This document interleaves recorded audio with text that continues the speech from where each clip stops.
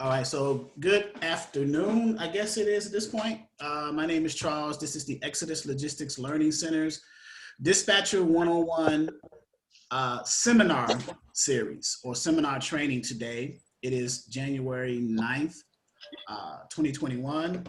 Happy New Year. I'm glad to see everyone's alive. People have been taken from us. My mother passed on July 4th. My brother passed on September 3rd. My aunt passed on November 20th. Sorry to hear that. My condolences. All of 2020, all of COVID, and one was an accident. Oh, so sorry. I got COVID right now. Oh Lord! Oh, the training's canceled. Oh my God! This is my second time too. Where's your mask at? Hold up! Hey, look at Tyrone! Look at Tyrone! Oh my God! And I also lost my father on Christmas Eve, but it was hard. Had a Oh my God! Yeah, Christmas Eve. I turned 50 years old on Christmas Eve. So happy praise God! Praise God! That's right. Right. All right, so this is Dispatcher 101 Training for Beginners seminar series. What I do, I give you guys a high-level overview of the basics of being an independent freight dispatcher. So the question becomes, what is a freight dispatcher and what's the difference between that and a broker, right? People be asking those types of questions. What's going on with that? Why is blah, blah, blah, right? So a freight dispatcher, an independent freight dispatcher, someone who gets a carrier, a truck driver, or an owner-operator. Those are synonymous terms. They mean the same thing. Someone who drives an 18-wheeler, right? A tractor trailer.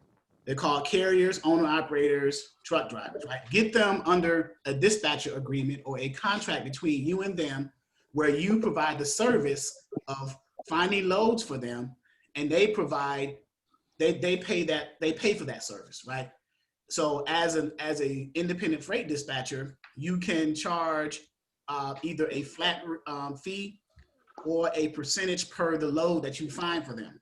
So what I do to bring home the understanding of that is I give an example of, say you got two carriers under a dispatcher agreement and one of your carriers you're finding like 1 to 2 loads a week for, and the other one you're finding about 4 to 5 loads a week for them.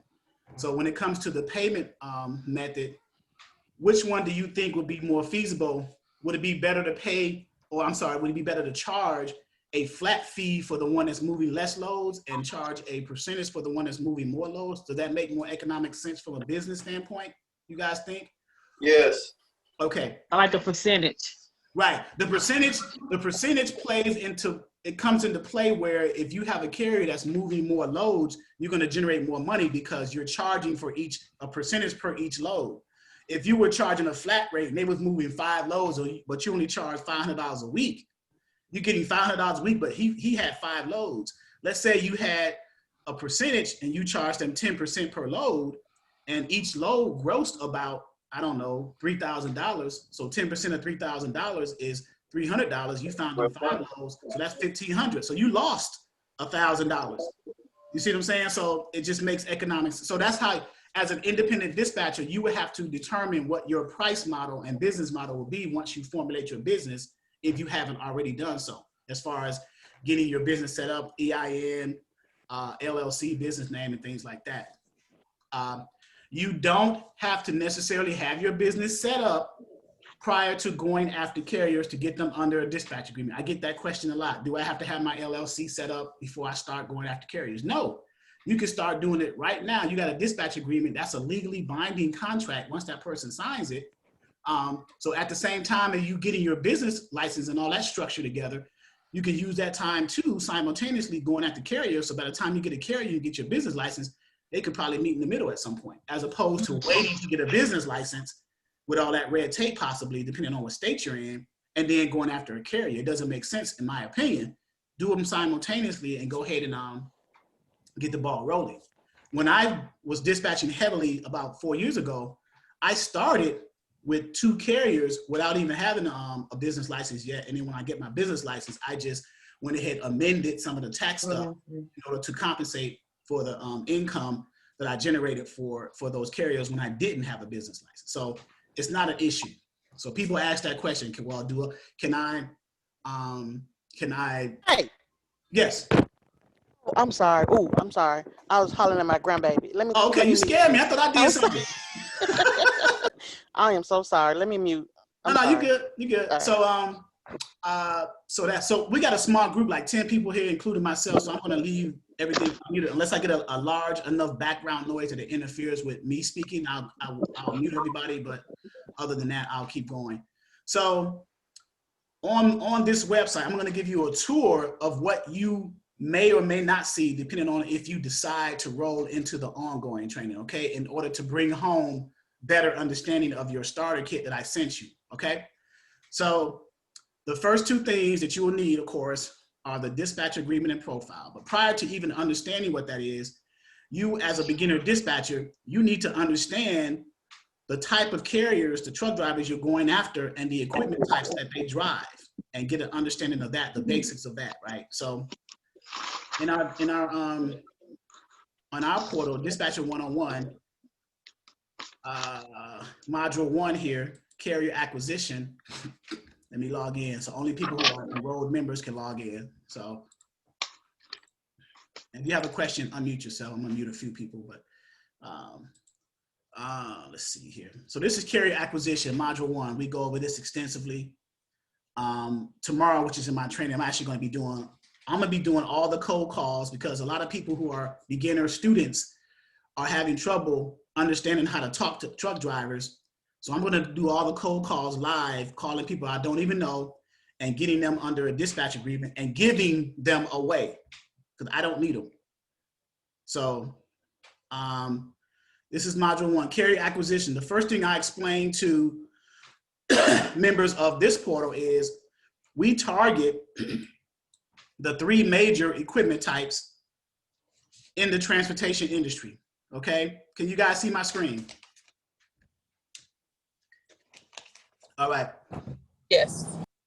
Okay, so the 3 major equipment types are the 53-foot dry vans. And what makes an equipment type? Let me start there first.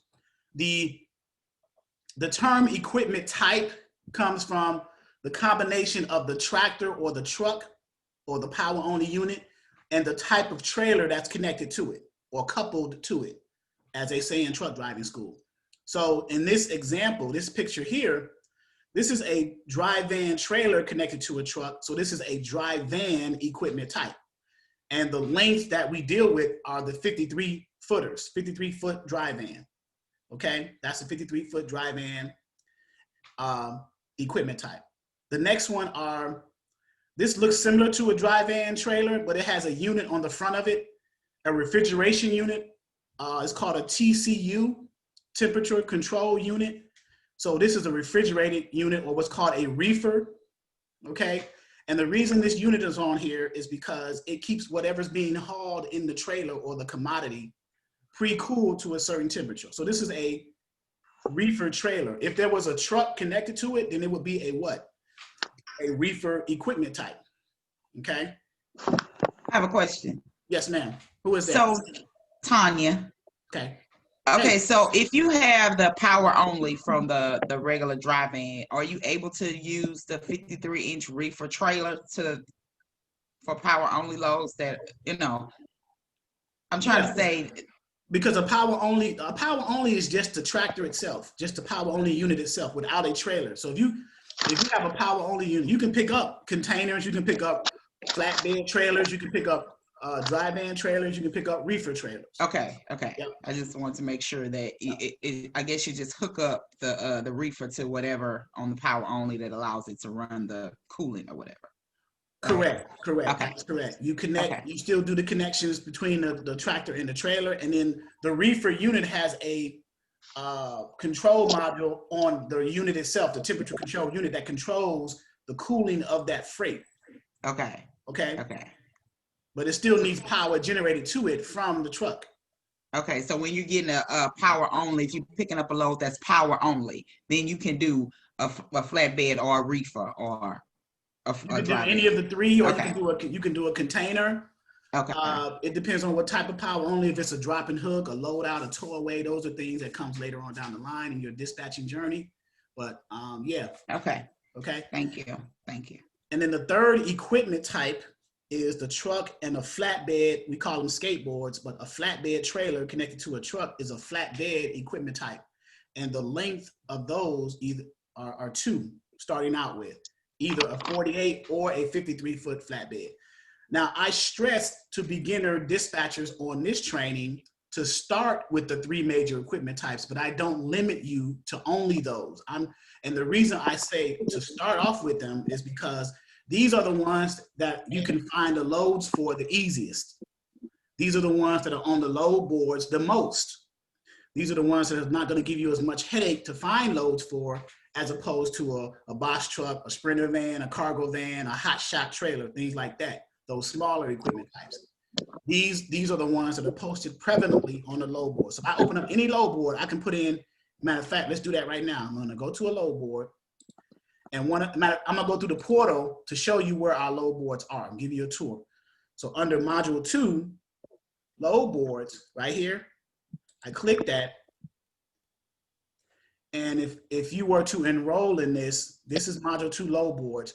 Over here, if you can see the screen, I have my load board logins. We have about 7 load boards. Let me click the load boards and show you to you. So see here.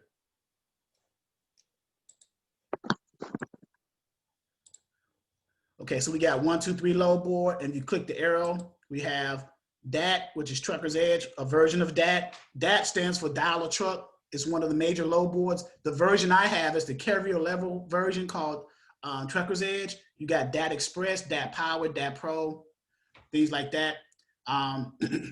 Next is Direct Freight Services. And with each one you click, here's the link to it. So if I click the link, it's going to open up another tab to the load board. And then you take the PDF that's on the beginning of this page, which is the load board logins. I'm not going to open that up, but it shows usernames and passwords for each of the load boards that you have access to in our back office. Okay. So what else? Trucker's Path, Next Loads, A1 Freight, Free Freight Search, and DOF. So that's like 7 load boards you have access to in this enrollment, in this portal, in this training, okay? I'm gonna open up one. I'm gonna go to the first one, 1, 2, 3. So I'm gonna go to 1, 2, 3 and show you, open up the load board, and let me get out of here real quick, clear some bandwidth up. Log into the load board. And I'm gonna leave it open during the training so as a use case to show you guys things, how to navigate. Who does not know what a load board is and the purpose of it? Because I like to keep things basic and kind of explain to you. Oh, ask the question again. I didn't hear you. Who does not know what a load board is and the purpose of it? Me? Me. Why is he Well, I don't. Okay, so the load board is where carriers go to get their loads, to get the freight, and to make their money. The load board is also the place where the brokers and shippers post the loads to sell to the carriers. So this is the centralized database software that's used in the transportation industry for brokers and shippers and carriers to communicate back and forth with each other to move loads, book loads, and make money. So, and there's different load boards, there's different versions of the load boards. The higher the price per month subscription of a load board means that that load board has more features than another load board. That's basically what it means. But all load boards have the common features. All of them have when you go look for a load, all of them have where the load is being picked up from, where it's being delivered to, what the equipment types used for that load, the date you got to pick it up, what the load is paying, things like that, broker contact information. I'm going to go into detail about it. But back to the equipment types and the dispatcher agreement. So the dispatcher agreement is what contracts you between you and that carrier. The carrier profile sheet is what the carrier tells you how they want to run. They'll tell you, I want $2, no less than $2 a mile. I don't want to go in the mountains. I don't want to go on the tows. I want to stay on flat land in the southern part of the country. I only want to haul up to about 40,000 pounds on my trailer, stuff like that. Bobby, you raise your hand. Yes, I wanted to know, will there ever be a way for a dispatcher to dispatch loads without a load board? Um, if they knew someone or I don't know, but I just want to know, is there a way for you to dispatch um, loads without a load board? Yes, there That's is. my question. Yes, there is, either through direct shippers or relationships with the brokers that you've gotten off the load board. So say after over a year's time, you book so many loads with different brokers, but you establish relationships with those brokers that you no longer need to go to the load boards. They start to email you their loads and they set you up on what's called dedicated lanes, dedicated runs for your carrier. So you don't have to depend on the load boards anymore because you got consistent freight coming from this broker based off of the performance of your carrier moving that load for that broker. Or you got direct customers or shippers that your carrier move loads for successfully and frequently, so much so that the shipper says, I want to work with your carrier exclusively on these dedicated lanes all the time. That way, but you have to build to that point. So starting off, you have to rely on the load boards and the spot market loads on the boards before you build to the relationship later on as far as direct brokers directly or dedicated lanes with the shippers, the customers. So it's a process. It's a progression and a process. Okay, and the last question would be is, if you did go that route, would your rate be better or worse if you didn't have the load board as far as what you receive back from the for Your rate would be better because you've earned the right to leverage your carrier based off of them delivering on time and delivering successfully over time in such a way that the broker or the shipper wanted to work with your carrier exclusively. So you've earned, or your carrier has earned, the right to leverage and negotiate for a higher rate because they've proven themselves by constantly delivering freight on time and doing it correctly. So yes. Okay, thank you so much. You're welcome. Just 1 second. So the dispatcher agreement and the profile. Okay, somebody else raised their hands. Okay, I have a question about what we just talked about. Will that relationship go along with companies like JB Hunt, Swift, all of them? Do they use outside carrier trucks, or is that just straight company owned trucks all the time? Are you talking about independent shippers or Yeah, customer? independent shippers, and because JB Hunt and Swift, they have a trucking side and they have a broker division. So they have in their broker side, they deal with contracted because they don't have they have a lot of trucks, but they have so many shippers and contracts that their trucks cannot match the capacity of the loads that they have from their shippers. So they have no choice but to go and get outside contractors, owner operators, right? So that's where you guys come in as dispatchers with your owner operators that you're working for, and you go to companies like JB Hunt and you start moving their loads consistently and your carrier is performing well enough that it earns, it gets the ear or attention of JB Hunts, the Swifts, the Coyotes, the Warners. Then they connect you to their internal, because they have internalized load boards themselves, and not all their loads are posted on the public load boards out there, the spot market loads. They have an internal. Talking about the loads that come directly from their docks. Is that what you would consider internal? Internal, and they give your carrier, once your carrier gets yes to that, and then once your carrier gets set up with, let's say, Swift or Warner or JB Hunt, they will give them a login to their internal portal to access their internal loads. So any of those loads they want to book, they can go ahead and get the rate confirmation for that without even having to, do a whole process of load boards and all. Because once you get set up once with a broker, you only have to do that process once, right? So, yes. Okay, so we went over the dispatch. Any questions about the dispatch or any questions concerning the dispatch agreement and the profile and what their use are for?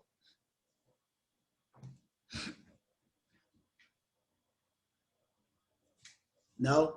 Now, in this training, under forms and documents, I gave you guys a shorter version. I gave an extended version of a dispatch agreement and profile. It's like 9 pages, but it's a lot of fluff, but I just put as much things that I think a dispatcher could use. And then if someone was to enroll from this seminar today, you can take, you know, what you need from it and then discard the rest. But it's just an overall view of a dispatcher agreement. It's in PDF form. I got a Word document and a condensed version. Who is this? Barbara. Barbara just coming on. Don't know who that is, but welcome, Barbara. Okay. Yes. Barbara. Yes. I'm trying to see where you are on my list. Are you an enrolled member already, or are you? Yes. I was in a class last Sunday. Okay, I called so you a couple of days ago and asked you if I could sit in. okay, okay. Thank you. Thanks for reminding me, because I was like, okay. Okay. Yeah. Thank you.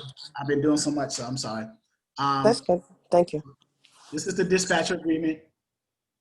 I'm just scrolling through it. This thing here, power of attorney, don't let that throw you off if you were to come onto this platform. All the power of attorney or a limited power of attorney is basically your carrier giving you verbal, written, express, text, whatever permission to fill out their carrier packets and their rate confirmations on their behalf for them. That's basically what it is. Because at some point, your carrier is going to get tired of trying to do it themselves while they're still trying to drive and book their own loads, fill out their own carrier packets. They're going to wonder, they're going to question, say, well, what was the point of hiring you as my dispatcher if you're not going to do this part of the job for me? So then you say, okay, well, give me authorized permission to do that, and then we can go ahead and continue and then go from there. Okay. Carrier profile. This is more extensive. So this is more fluff. You can pretty much condense it how you see fit. Okay. Now, there are 4 other PDFs that I sent to you that when you send your dispatch agreement and your profile to the carrier to get them signed on to your dispatching company, that carrier not only returns those 2 documents, but they need to return copies of the MC Authority, the W-9, the certificate of insurance, and if they have a factory company, a copy of their notice of assignment. So those are the 4 other documents that we wanted to cover a little bit here. So we went over the dispatch agreement and profile. Now we got the MC Authority, W-9, certificate of insurance, and notice of assignment. So do you guys have that in front of you? Because I'm going to go into my forms and documents and go over each one to break them down for you so you can get a clearer understanding of what they mean. Okay.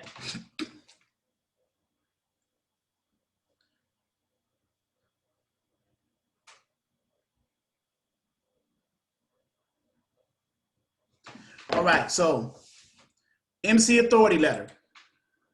You should have a copy of it in front of you. Every carrier, every owner operator has to have a motor carrier letter, MC Authority number, and a DOT number in order to move freight. It is authorized or regulated by the DOT, the Department of Transportation, and the FMCSA, the Federal Motor Carriers Safety Administration. So every tractor trailer you see on the road, you see numbers on the side of their doors, their MC number and their DOT number. That's what that means. They've been given the authority by those governing bodies that I just mentioned, DOT and FMCSA, to run freight, right? So let's break this down just a little bit more with the MC Authority, because I don't know what other trainers do, but I try to give you guys a more granular, basic understanding. So with the MC number, there are, as far as the motor carriers, as far as the truck drivers, there are 4 types of MC authorities. There is the common carrier authority, the contract carrier, passenger carrier, and HHG, which is household goods, okay? So let me give you an example of each one. HHG, an example of an HHG or household goods are the moving companies, the large moving companies like Mayflower, Atlas, Covan that move like military families all over the country. You may have seen them before. Passenger carrier, example of a motor carrier for passengers are like limousine services, those charter buses. You ever heard of the Chinese buses taking people to New York and stuff like that? They have to have a passenger authority because their commodity that they're hauling are people, human beings, passengers. Okay, so that's 2. The third one, contract carriers, or if you have a specific contract with a specific company, you have a contracted authority for a certain period of time, usually a year or better, for a certain amount for that time. And then the one that you guys are focusing on, that you need to focus on, and the type of carriers that you need to go after are the common carrier authorities. That means they can move general freight all over the place, right? So you guys get that, get those four?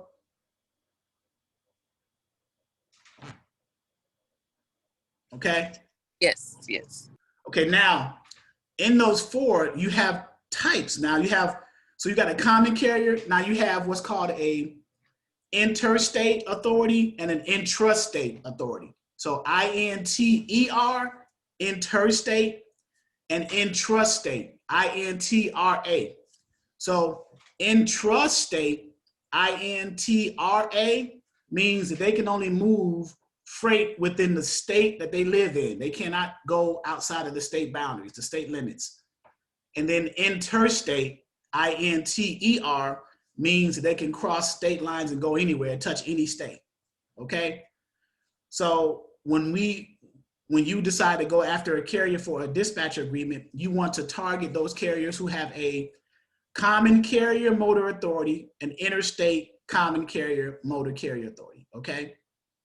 So just keep that in mind. You might want to write that down.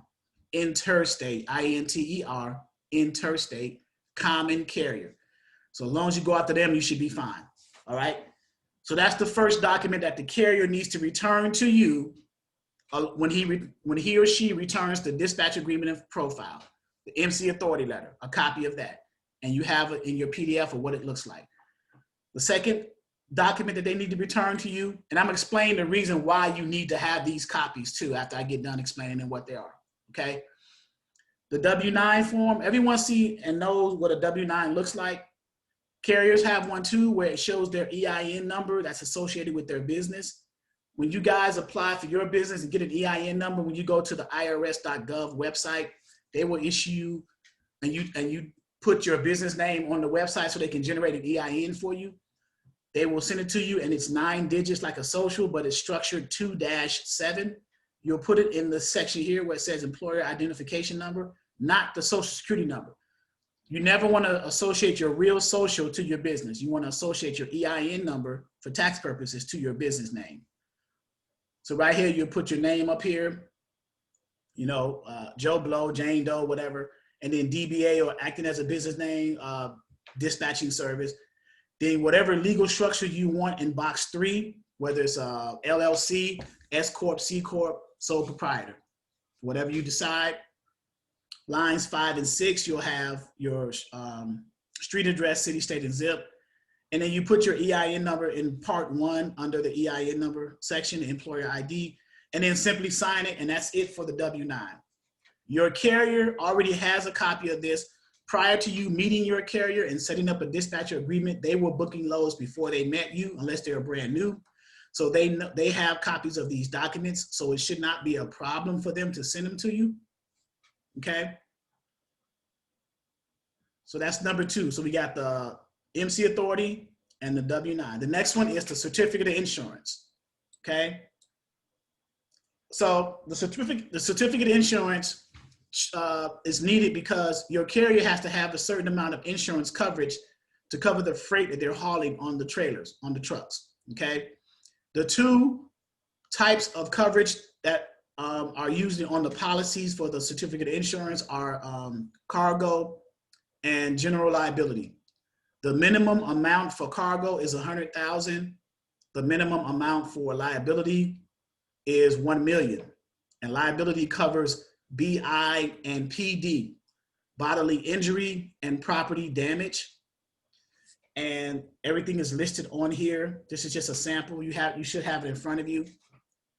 So that's the third one. So you got the W-9, the MC authority, the certificate of insurance. Okay. And then the fourth one is if your carrier has what's called a factoring company. Factoring company buys the BOLs, the PODs, the invoices, the receipts of delivery from the carriers and pay them ahead of time, and then they get the rest of the money from the broker on the back end. So it's like pretty much a bank for your carrier to get paid quicker. So factoring companies provide NOA forms, notice of assignments, because they want to do a credit check on the brokers to make sure that the brokers they qualify to be what's called factorable to begin with in order to service the carrier. So if a broker is not factorable, the NOA will tell the factoring company that, and the factoring company let the carrier know, like, look, this broker has a lot of red flags. They're not known to pay on time.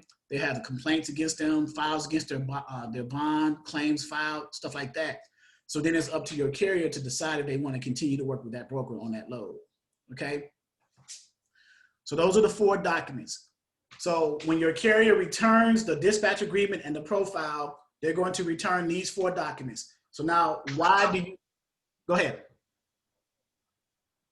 Oh, I was asking about the factoring companies. I was trying to really understand what their purpose was. So you're saying they just like go ahead. Yeah, they're like a bank for the carriers and the brokers and shippers sometimes, but they provide a service of paying the carriers they charge for this service now. They charge to front the money to pay. So if I'm a carrier, I deliver a load to a receiver, I want to get paid as quick as possible. And okay. the brokers is the one that owe me, but the broker's payment terms, like their days to pay, their DTP, could be like net 15, net 30, net 45. Those are days, net 15 days.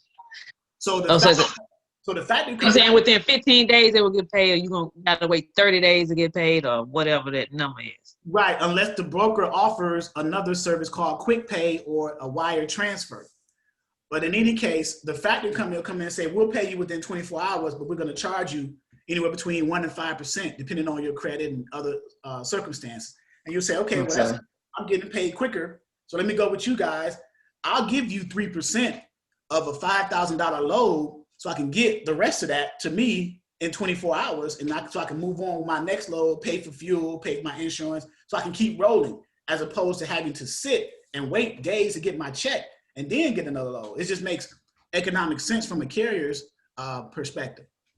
Okay, yeah. So where does the dispatcher come in between the factoring company and the carrier? The dispatcher, when you first call a carrier and you get them under a dispatch agreement, depending on what you say on your agreement, or you may ask them verbally, you say, hey man, do you have a factoring company? And if they say, yeah, they already have one, then you'll just say, okay, well, when you send back the dispatch agreement, the profile, and the other documents, please send me a copy of the NOA form, because as a dispatcher, you're sending these documents. When you book a load for your carrier, every time you book a load for your carrier with a broker, the broker is going to always ask for these forms. When you fill out the carrier packets for the brokers, we're going to get into that next, carrier packets and rate contract. But always, brokers ask for a copy of the carrier's W-9, their MC Authority letter, and insurance. Why? Because brokers need to do what's called, they need to onboard or set that carrier up with brokerage, approve them, so they'll be able to run those loads. And one of the methods used to approve them is to verify that these documents are legitimate. They need to verify with the MC Authority that the carrier is authorized by FMCSA and DOT to move freight, number one. The W-9, that they have a business with an EIN number. The certificate of insurance, that they have enough coverage to cover the freight that they're going to be hauling. So these are forms, copies of these forms are needed by brokers to onboard the carriers to their brokerage. That's why these documents are needed. And then the NOA form, you send that to the broker, they're going to fill that out. They already know about it. They fill it out and then they send it back, because they know the carrier is running a credit check on them to make sure that their days to pay, that there's no red flags against that broker, things like that. So it's a safety net for your carrier. Okay. So I got 2 hands raised. Somebody raised their hand. Bobby? No, you answered my question. Let me lower it. I'm sorry, but my hand is not raised on this question. Thank you. Nikki got her hand raised? Yeah, I did. Oh, okay. Go ahead, Nikki.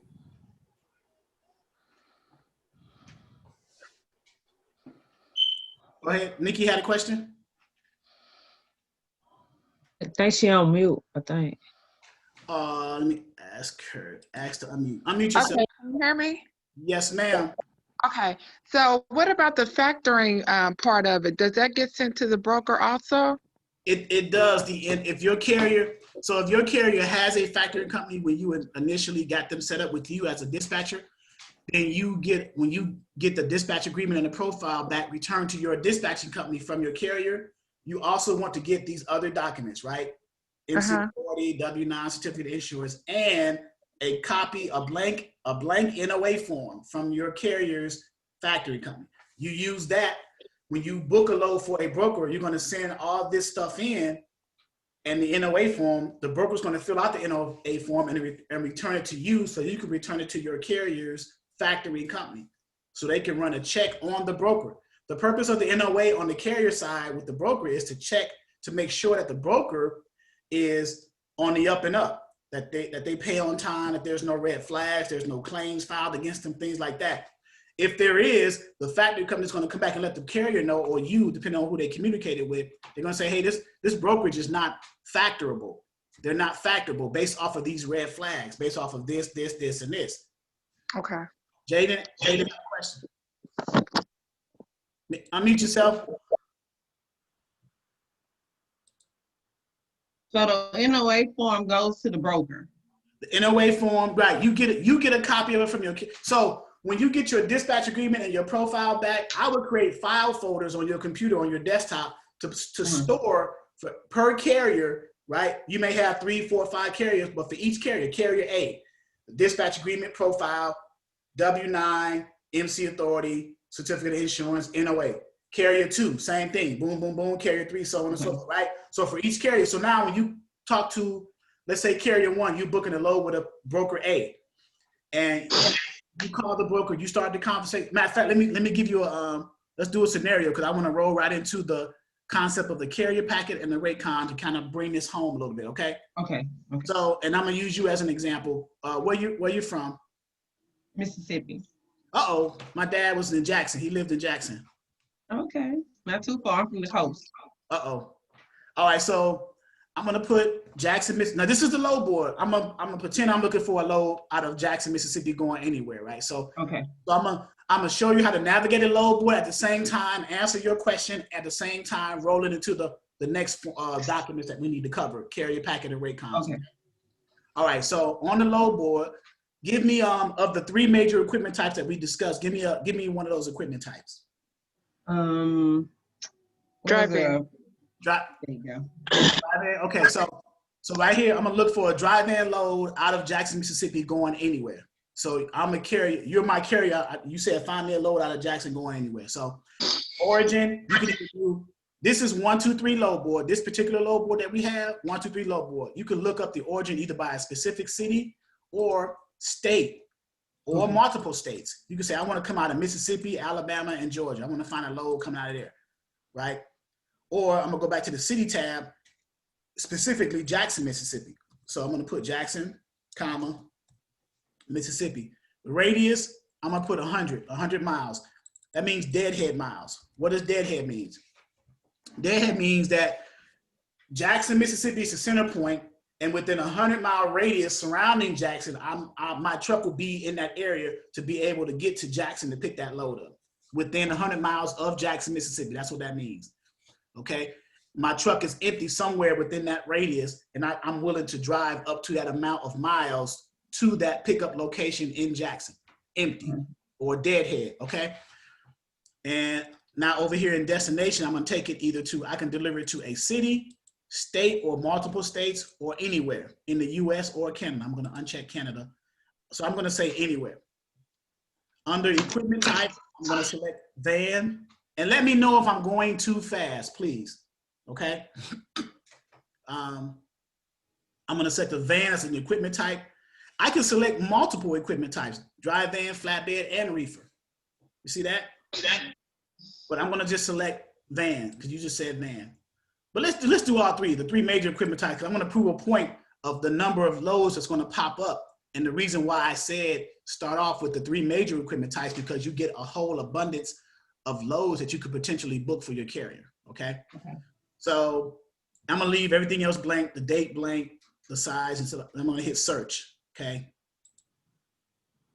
So I got 725 loads for a dry van for the 3 major equipment types coming out of Jackson, Mississippi.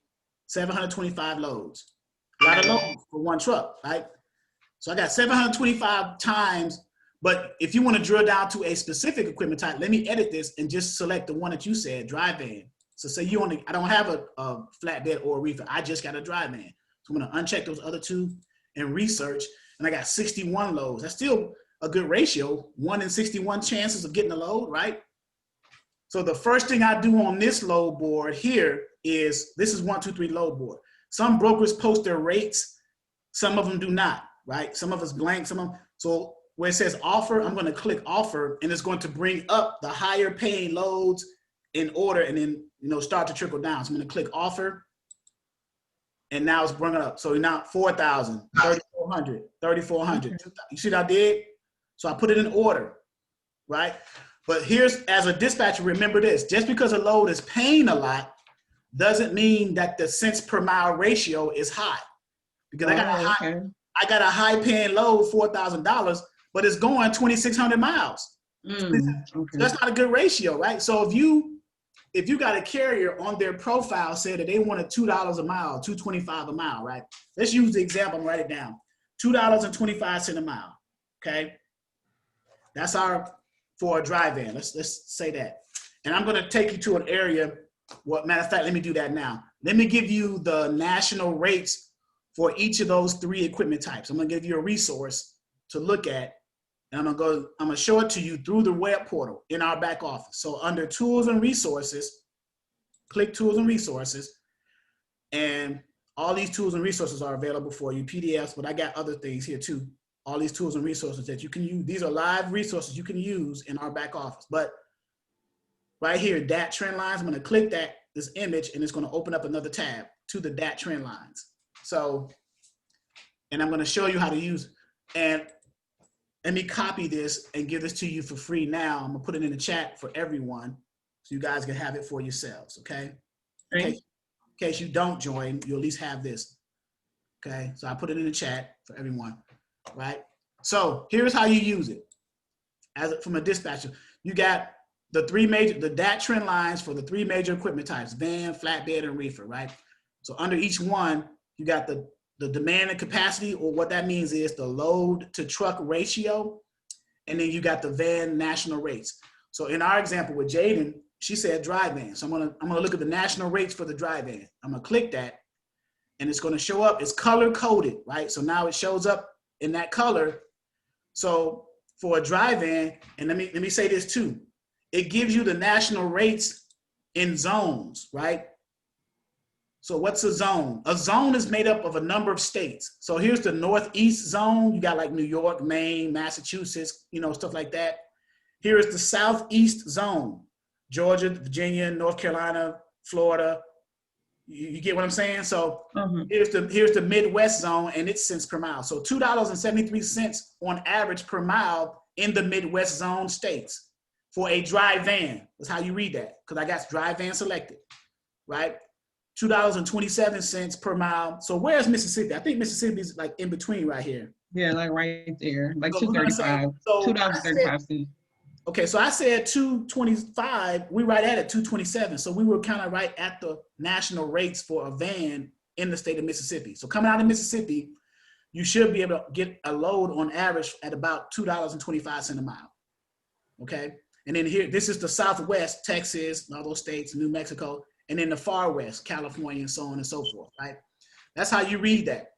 Okay. So let's say, out of curiosity, let's say I got a flatbed. Let's see what the rates are for the flatbed. And notice a pattern too. I think the Midwest zone pays the higher cents per mile. So let's go to the next equipment type, flatbeds, and look at the zones for that. And it's color, remember it's color coded. So flatbeds are green. And notice the Midwest, it is the highest of all the zones, right? And if you go to the reefers, it should be the highest of all the zones. That's the pattern that I'm beginning to notice. 306. And it is the highest. So let's think as entrepreneurs here for a second. As a dispatcher, would it make sense to keep my carriers running in that zone that's paying the highest cents per mile? Yes. It just makes sense, right? Or you can set up like a triangular lane for your carrier and keep them running in the top three paying zones, right? So like a Midwest state over to Texas and then over to like to Georgia and back up to the Midwest. You can keep your carrier running in and out of those zones and in and out of the states that have the high frequency of inbound and outbound loads. And I'm going to show you where that is on 123 load board in a second too.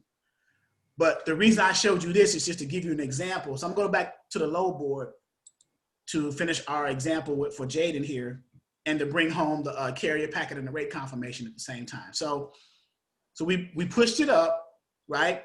Now, remember we were saying that just because the load pays high doesn't necessarily mean that it's a high cents per mile.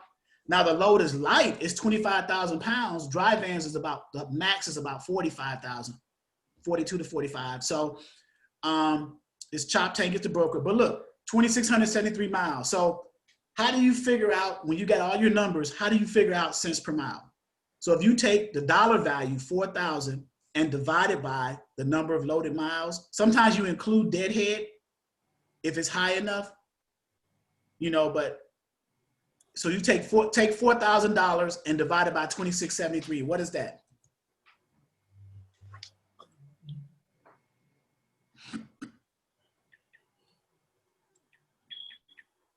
$1.49 or Ouch. 1.50.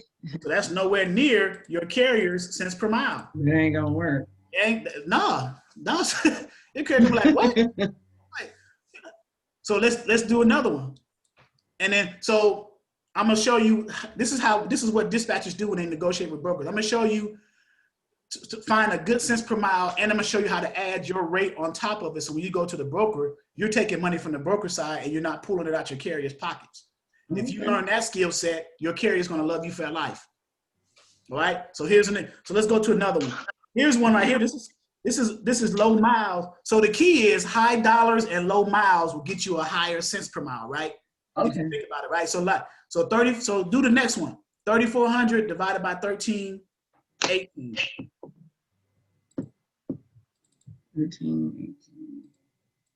2.58. There you go. So you well over your cents per mile now, right? So that's a good load, and it's not heavy, but it's not light either, but it's decent. And it's from Jackson up to New York, Little Falls. It's not in the Little Falls is like, what is that, upstate? So yeah. So it's not on the island, so you're not dealing with one-way streets and turnaround radiuses and traffic and stuff like that. You're still dealing with a little bit of tolls, maybe the Pennsylvania Turnpike, not the Ohio Turnpike, but there you go. So that's a good rate. So now remember, as a dispatcher, I'm gonna pick on Jaden. What is your and let me give you a little background a little bit before you give me an answer. If you're gonna go the percentage route, the range of percentages to charge is between 5 and 10%. Okay. And then I usually suggest, if you are brand new and you know very little, 5 to 7%. And then if you have some experience, 8 to 10. So somebody said, well, let me just meet them in the middle and do 7. Is that good? I said, there you go. So what percentage would you charge as a dispatcher, Jaden? 7%. Okay, 7%. So we're gonna go, so your carrier wants $2.25 a mile, 7% is your percentage. So now look, so what's 7% of 3,400? You take 3,400 times 7%, right? And that is $238. Yeah. So you add that back to the original 34.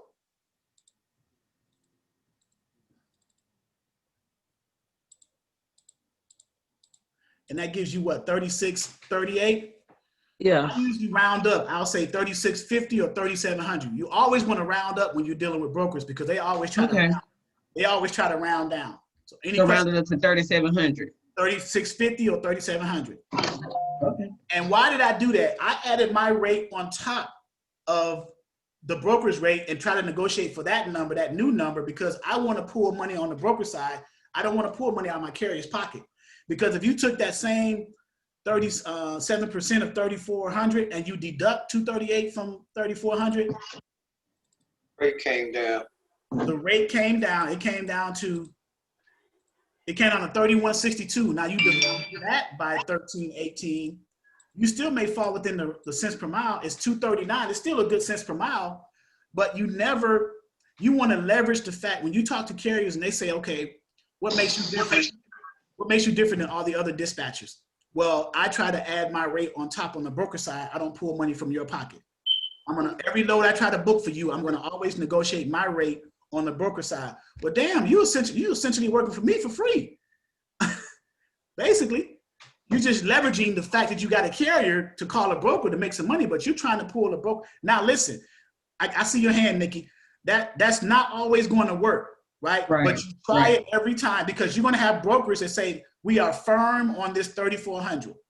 They're going to be firm on that rate. They're not going to budge.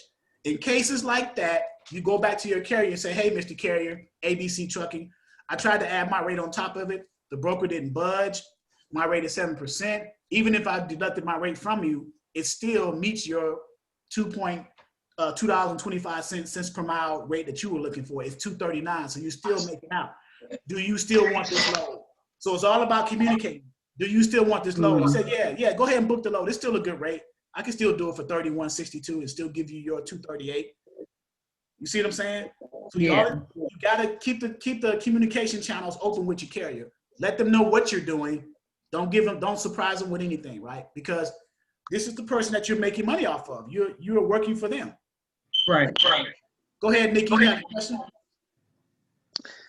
You answered my question. God dog it. Okay, so all right, so let's see. I'm gonna give y'all one more example. So using the $2.25 rule, and now here's the beauty of 123 load board. Any of these loads, if you click to open it, boom, you open it, it gives you the cents per mile right there. See that? $2.13, $2,000 divided by 9. Because I was going to ask you to do this one, but it's $2.13. So it's not $2.25. So if you were to add your 7% of 2,000 is $140, right? So that'll be $21.40, so $2,200, right? So now you're taking $2,200 and dividing it by 941. It's $2.33, so that's more attractive. And you negotiated that.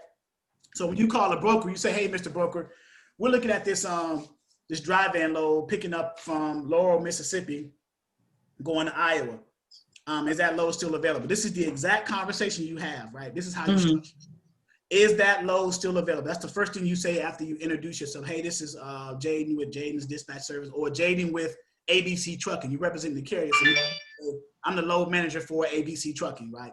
Because sometimes if you tell a broker you're a dispatcher, they don't want to work with you. So there's ways around that stuff, right? Okay. So you say, hey, this is Jaden with ABC Truck. I'm the load manager over here. We noticed you got a load posted on the load board, picking up in Laurel, Mississippi, going to Iowa. Is that load still available? They're gonna say, okay, yeah, let me check. And the reason why you say that is because sometimes, even though brokers book loads and they've already been gone and covered, they forget to take them down from the load boards. That's why you ask that way, so to keep from wasting your time.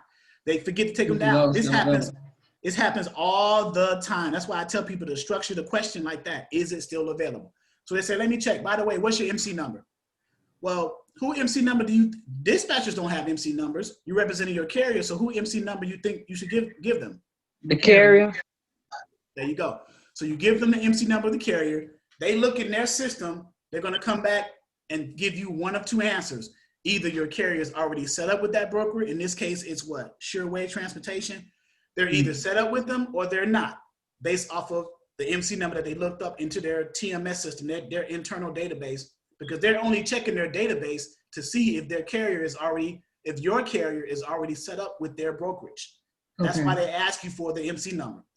So moving along in the conversation. Okay, and let's use the worst case scenario that they're not set up with them. Yeah, I see you guys are not set up with us. Who do I send the carrier? Go ahead. Somebody said they had a question.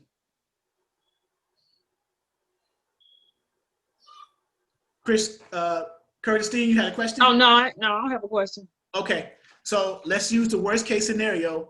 The broker say, your MC number is not in our system, which means that you're not set up with us, but that's not a problem.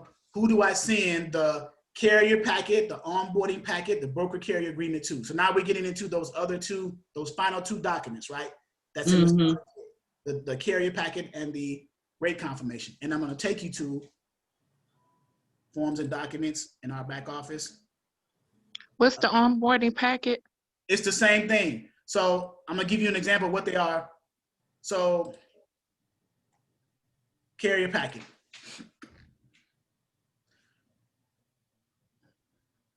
So this is the carrier packet, the setup packet, and the onboarding packet are all the same thing. It's just a broker carrier agreement.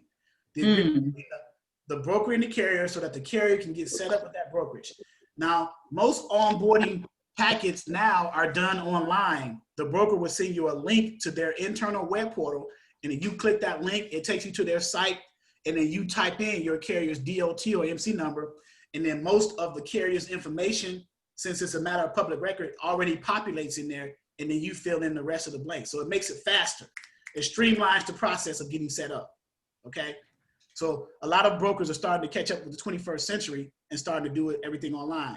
But you still have brokers who still email you an email with a PDF attached to it of a broker carrier agreement where you have to print it out, fill it out, and then send it back.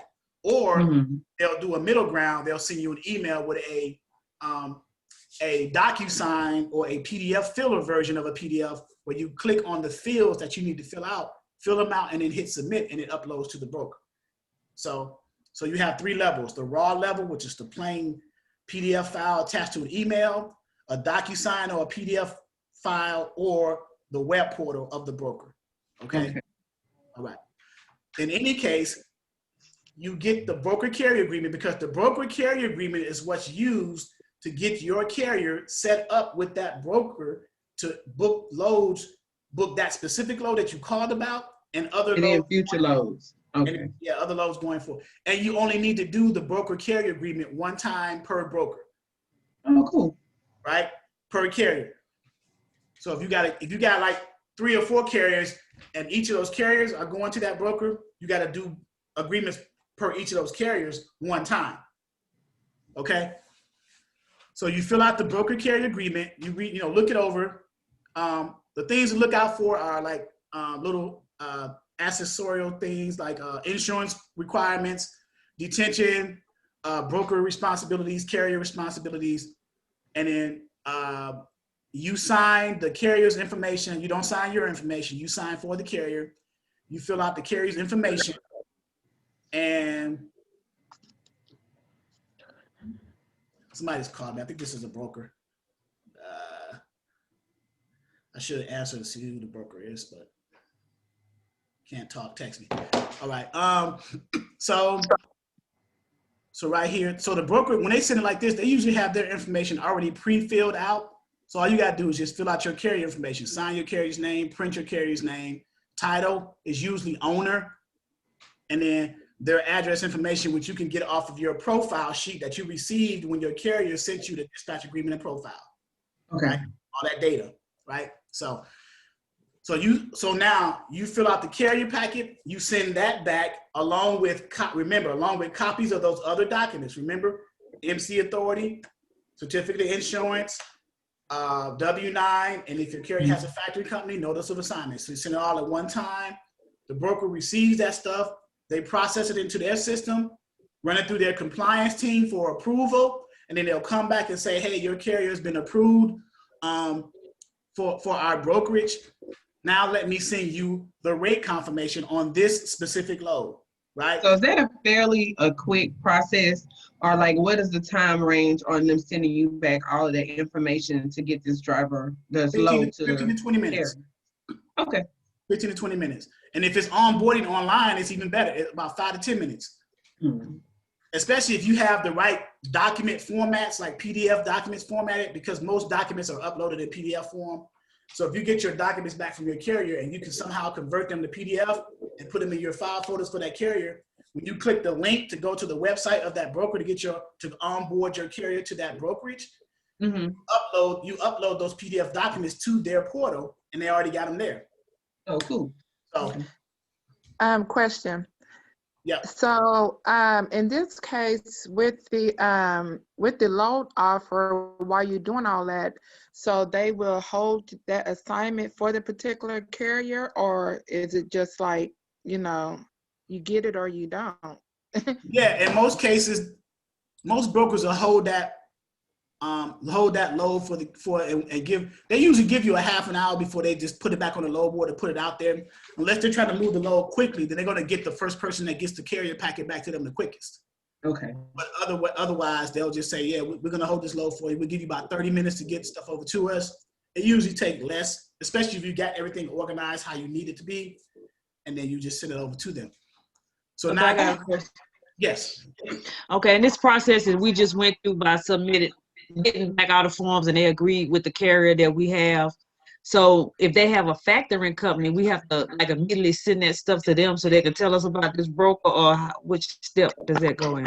So when you send the NOA and all the other documents to the broker's going to fill out the NOA at the same time processing the other documents that you sent to them. They're going to fill out their NOA and email that back to you already. So you'll have that to send to the factory company while they're getting back to you with an answer whether or not your carrier has been approved for their brokerage or not. Okay. At the same So time, that factoring company should be immediately getting back with you, telling you about this broker. as soon as you send it to them, they'll get back with you. They'll put it in their system. Because some brokers are on what's called blacklists as being bad brokers. They have a blacklist of brokers. And there's a database that you can check a broker's authority to see if they're on that blacklist based off of claims that were filed against their bond, their authority. So a lot of stuff is a matter of public record. You just got to know where to look, right? Okay. So, but yeah, it's a simultaneous process. So the factory company is getting back to the carrier, or you letting you know whether the broker is factorable. The broker is getting back to you or your carrier, letting you know whether your carrier has been approved to be onboarded to their brokerage. Okay, I have a question right there. Right. Okay, so say for example, they come back and the factoring company say, ABC broker is on the blacklist.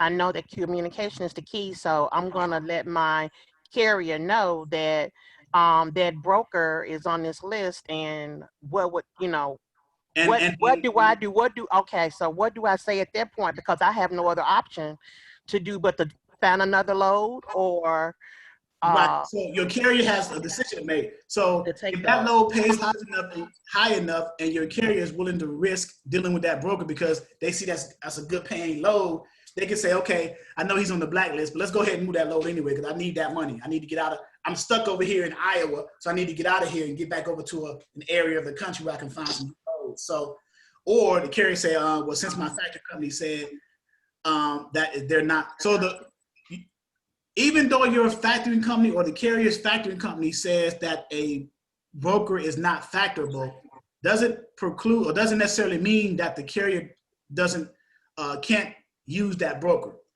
Because okay, but me as a dispatcher, I have to wait until do what he tells me to do. Yeah, you're going to communicate that. But okay. So what the carrier may tell you is, okay, my factoring company, I got a call from my factoring company and they said that the broker is not factorable. So I can't use my factoring service to get paid, but I still have the option of using the broker's payment methods. You see? Mm-hmm.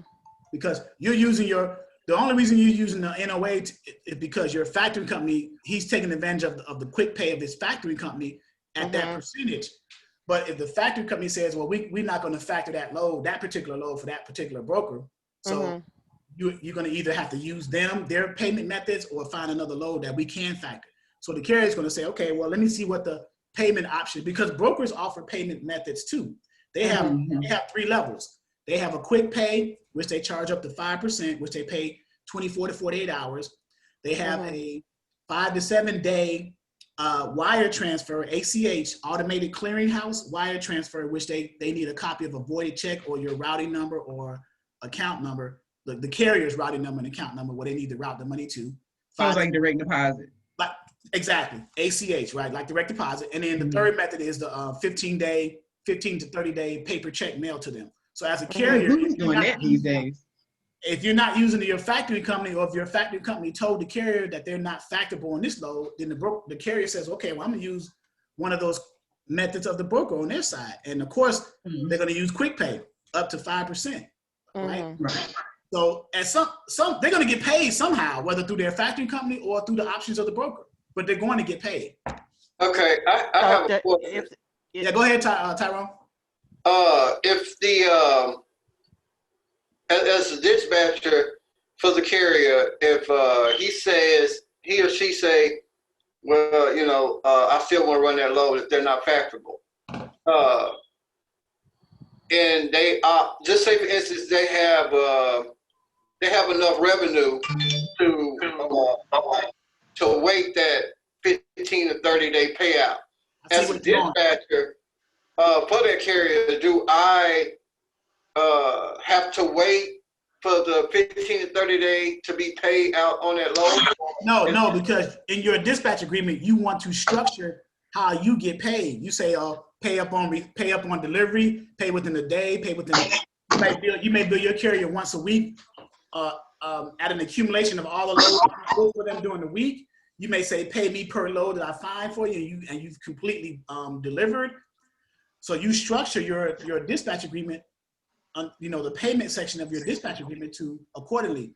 And your carrier is going to pay you if he has enough float money to wait for the paper check in his account. He could go ahead and still pay you. He said, I'm gonna go ahead and pay you. I'll wait for this money. I got enough to cover me, but I'm gonna pay you because you found this load. And I know you're doing the job. You got to maintain your living. So I'm gonna go ahead and send me your Cash App or send me your invoice, and I'll pay you Square, PayPal, or however you got it structured.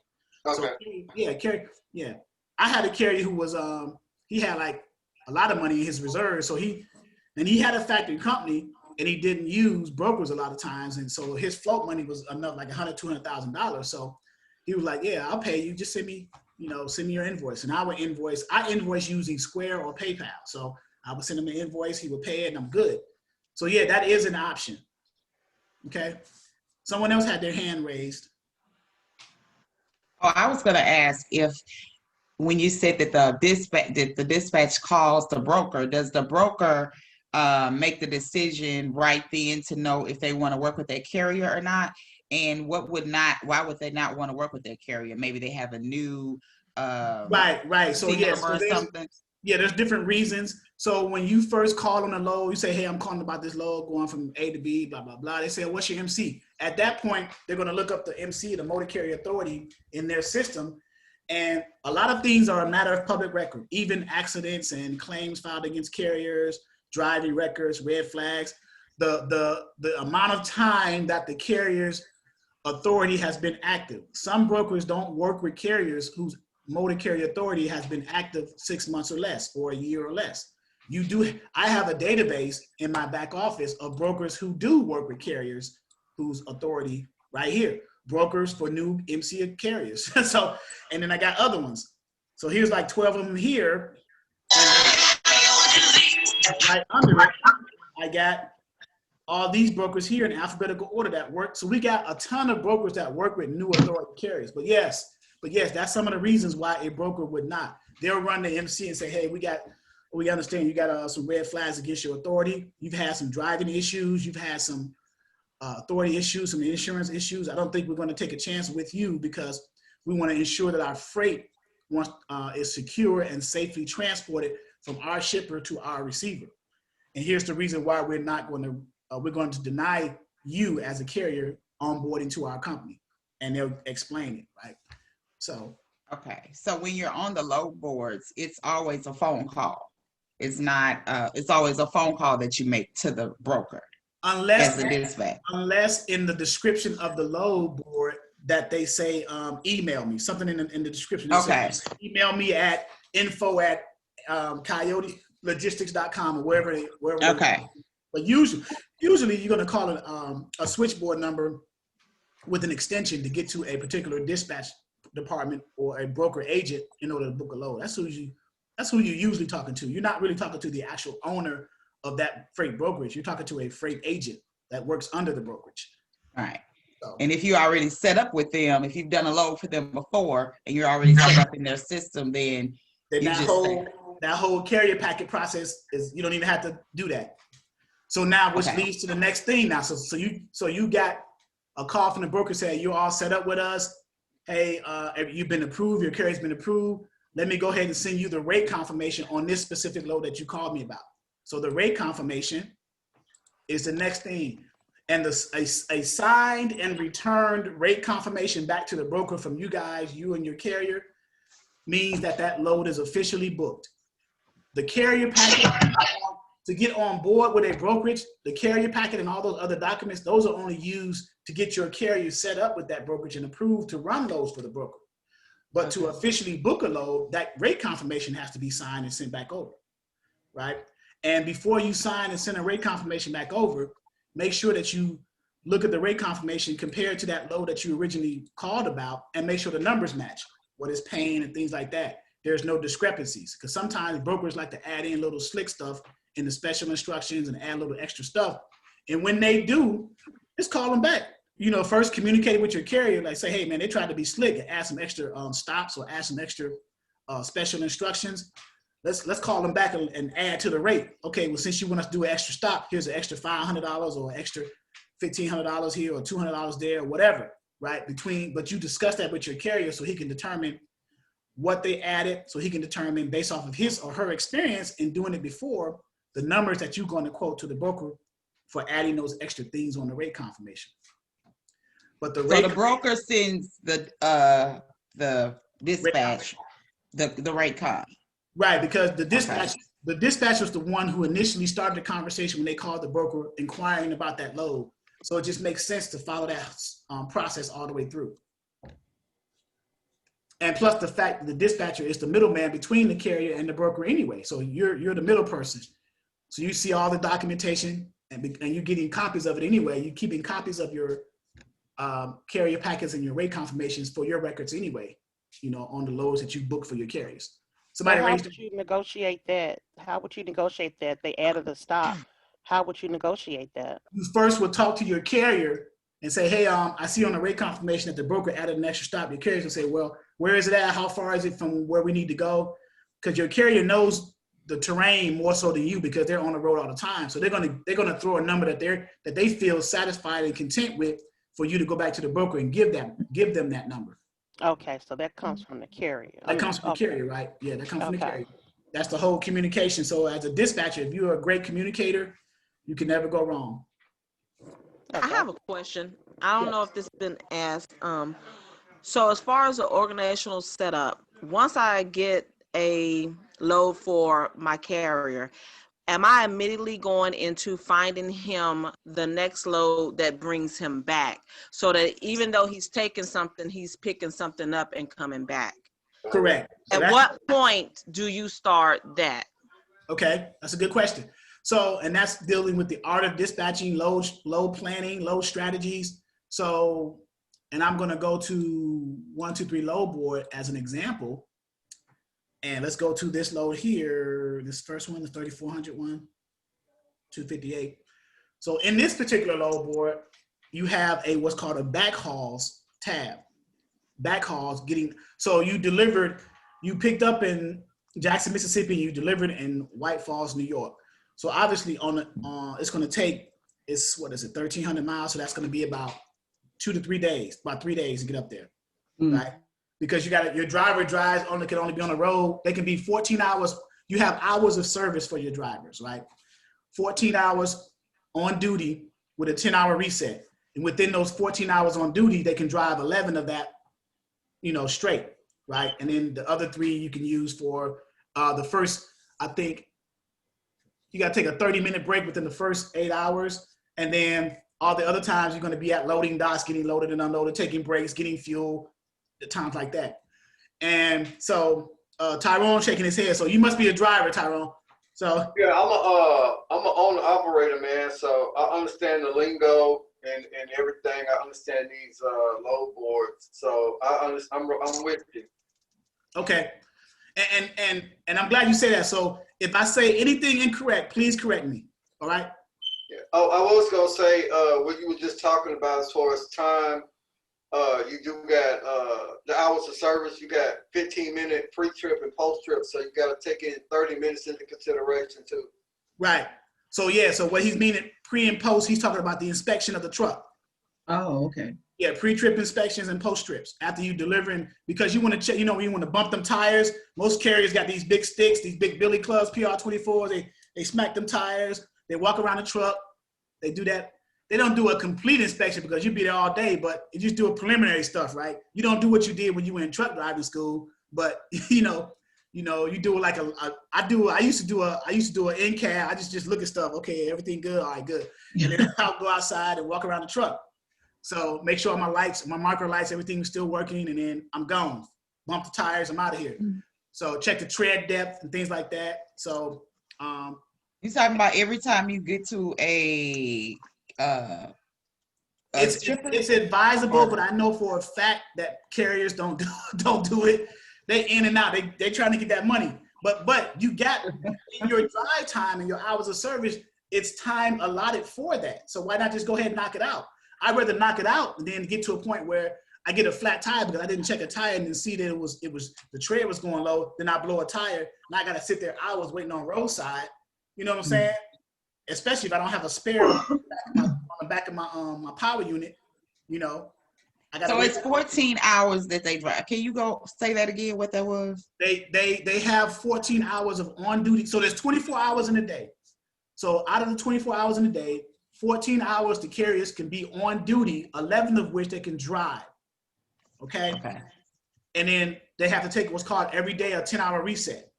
And then they have 34-hour resets after so many days and so many hours. I think it's 8 days, 70 hours, 6 days, 80 hours or something like that. But they have to reset their hours so they can get their refresh hours so they can start driving again for that period of time.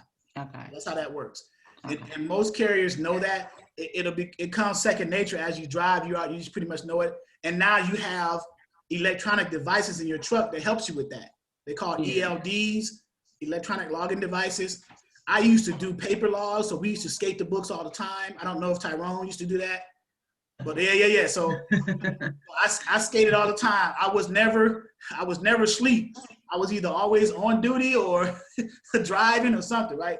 But you gotta be in a sleeper berth or whatever. So I just draw red lines in my paper logs and just kept doing everything and turned it in. So, but yeah. And there's a reason for that because there used to be a lot of accidents on the road. Drivers were driving longer than they should have been. They were tired, swerving, and you're in a large vehicle that can kill people, right? So you have to be mindful of that. And I'm kind of glad it did it because it better regulates. It hasn't stopped accidents, but it's kind of slowed them down, right? The ELDs. And when you pull into a weigh station, you get inspected, and the DOT officer's there, and he sees something that kind of grabs his attention. He may stop you and do a level 1, 2, or 3 inspection. And if you don't pass one of those, they'll put you out of service. So I have a question. That truck cannot move if you get put out of service. You have to call Uber or somebody to come pick you up. Oh, wow. So, yeah. I have a question real quick. Yes. When picking up loads and trying to utilize, the carrier's truck, his time wisely, let's say I pick up a partial load. How do you factor in how big this load is if I can stop somewhere else and get another load going the same way? Does that make sense? Like maybe picking up 2 partial loads from 2 different places? Right. So when you get the Raycom, it usually has the dimensions of the freight that's being loaded. So if you got a 53-foot trailer and you got half of that trailer filled with pallets, standard pallets, 4x4 pallets, and that's the only thing on there, and that's your pickup and delivery. But if you can get another load, another partial load that could take up the rest of that trailer, so of a 53-foot trailer, you can get what is that, Tyrell, like 26 pallets in there? 24 pallets. So standard pallets now, 4x4s, right? Gotcha. So if you got one load that's a half a truckload, which is, let's say 13 standard pallets, so you can get another load going in the same direction. Now you got to deliver that load. The load that you put on last going to have to come off first because you're your first load. Okay. Right? So as a dispatcher, you have to understand that. Your carrier knows that though. He said, "Hey man, I got a partial load. I'm going from Jackson, Mississippi. Let's use this example. I'm going from Jackson, Mississippi to Little Falls, New York. But hey, if you can find me something on the way, we can make some extra money. right? So find me something. So I pick up in Jackson, Mississippi. I go up. Let's say I find something in Tennessee, and that goes over to Virginia, right? Okay. And it's still kind of in the same direction, kind of, because you're still heading toward New York. You're just taking a slightly different route, but you're still making that money heading toward New York. So you can pick that other load up, another 13 pallets, because you got 13 for the first load. You could put the other 13 on the tail of the truck, deliver that one in Virginia, get that money for that, and then continue on to finish that load in Little Falls, New York. So that you can do that too. But and I should be looking for my carrier a load coming out of New York so he can go on back home. Right, And, a back haul. Yeah, all right. back haul. Either back home or somewhere else. He may not want to necessarily Got go you. to Jackson. He may want to go So somewhere. you know what I'm saying? I would think that the goal is to never be driving that truck without a load. That's what my goal would be. Yeah, the only time you drive without a load is when you're sitting resting. Even then, sometimes carriers have loads on the truck while they're doing their resets because they may not have to deliver something until the next day, and they run out of hours. So they have to sit, do their reset, lock the truck up, and then they'll be there first thing in the morning to deliver a load. The only time you cannot put extra freight partials on a truck is if that load that was booked initially was an exclusive use load. That's what I was going to ask you about. Like Amazon or something. Yeah, so if exclusive, that means only that freight can go on that truck exclusively. So is that something that would be in a contract? It would say it, and the broker will let you know. And it'll be on a rate confirmation. This is an exclusive use load. No other freight can go on it. You can't put any other partials on here. This is an exclusive, like medical supplies or anything Amazon or whatever, right? So if you see exclusive use, that means nothing else can go on there. So if you want, you just can either just stay away from them, work around them or whatever. So, okay. If they're exclusive use, do they pay more? Typically they do. Or should they? Okay. Typically they do, right? Because especially if it's a partial exclusive use, that means you got all this other gap space that you could have filled up with freight. But I'm only able to put your 13 pallets on a 26 capacity pallet truck. So you should be able to pay me more because I got open space that I can't use because I'm only putting your freight on there. So I need to be paid for that. Because when my truck is moving, I want it to be a full truckload and I want to get paid as if it's a full truckload, right? So, all right. So the rate confirmation officially books the load, and then a backhaul. So with 123 load board here, this backhaul tab, it gives you loads coming out of Little Falls, New York, and going either back to Mississippi or back to the state of Mississippi or anywhere. So you have 5 options in 123 load board under the backhauls tab. So let's say Little Falls, New York, back to Jackson, Mississippi, there's 1 load. Little Falls, New York to the state of Mississippi, 1 load. Little Falls, New York to anywhere in the country, 342 loads, okay? And then the state of New York, not just Little Falls, not just the city, but the state of New York to the state of Mississippi, there's nothing. And then the state of New York to anywhere, there's 316. So you have options to choose from. You don't necessarily have to use the backhaul tabs and 123 load board. You could be, while your carrier is driving on the 12th to deliver this load, maybe the 14th or 15th, you could be looking for a load within a certain deadhead radius coming out of Little Falls, going to wherever else, and you can see your options in that case, right?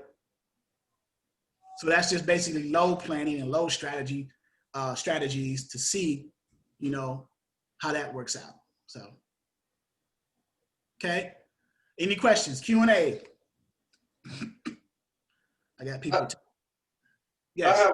I have a question. As a dispatcher versus me being a driver, and would it be best to try to find out what that carrier or owner operator is trying to average per week, as well as cents per mile that he's trying to average? Right. So Like, that's where the carrier profile comes in at. When he fills that out, he's going to tell you that I want to make no less than $2 a mile, because carriers know their break-even point. They know their line item expenses. So as an owner operator truck driver, your major line item expenses are insurance and fuel, right? and then you got maintenance and tires and stuff like that. But the major ones that you always pay, you got fixed costs and variable costs as an owner operator. Certain costs are fixed, right? Your insurance is going to always be, let's say you're paying $1,800 a month. So that's $450 a week. You're always going to be paying that. That's a fixed rate, right? But then other things are variable, like fuel is variable. It varies depending on where you are, how much you need to put in that at that time, things like that, right? So as a carrier, most good carriers, they should know their numbers. So when they figure out their expenses and they deduct that from what they think they should make, that should give them a certain cents per mile threshold. Then they're going to add to that. So when I ask a carrier, I say, what are you looking to get cents per mile? And then I even go in a little bit more detail. I say, after all your expenses is paid, what kind of profit do you need to make? And what does that equal in cents per mile? He said, well, I got about so many $1,000s a week that I gotta have. So that in cents per mile is $2 a mile. So I want $2.25, $2.50. That way I know I can turn a profit. Right? See, that's what I was gearing toward. Yeah. Yeah. So $2 a mile will break them even. That means they'll make their money and cover their expenses, so they're broken even at $2 a mile. So $2.25, $2.50. Now you're making a profit. So you covered your expenses and you're making money at the same time. Okay. So when carriers give you that cents per mile, hopefully they have that thought process in mind, that their expenses, minus their expenses and turning a profit, $2.50 a mile, $2.25 a mile is what I need to be at. So hopefully when you ask a carrier, now if you have to explain that to a carrier, that's a red flag for me. That tells me that the carrier really don't know their own, because carrier, this is a business. A truck driver, you're an owner operator. This is your company. So you should know your numbers, right? So if I have to explain that to a carrier, that's a red flag for me. I'm saying, well, that's kind of strange. You should know your numbers. But you can leverage that and take advantage of it and say, okay, I'm a dispatcher that can help you save money. So by me explaining to you and helping you your numbers, you should be more willing to work with me because I know and understand what you need to make a profit. So why not have a dispatcher who understands that and can help you and get paid for that service? So, but that's a good question. Any other questions? Yes, the fuel rate, is it added in on top of the rate, or is it combined all in one? Sometimes it is, sometimes a fuel surcharge is added in, sometimes it is on top. Sometimes it's included in the rate, and sometimes it depends on the so. And also too, if you got a large deadhead that you have to drive, let's say you're between 75 and 100-mile deadhead to a particular load, and you're the only one that's available for that load, you can ask the broker and say, hey, I know you're giving us $3,400 for this, but can you add an extra $200 to cover fuel so we can get to you? Yeah, sure. I need this load moved. I really need this load moved. If you guys want to take it, I'll go ahead and throw an extra $200 in on top of it. So, Nikki had her hand raised.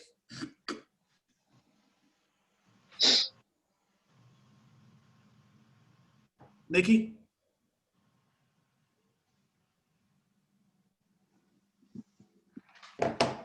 Okay, anyone else have a question? I have a question. This is Sonia. Hey, Sonia. Hey, what happens if my carrier does not get paid from a broker? What can I do about that? You and your carrier can. It depends on the reason.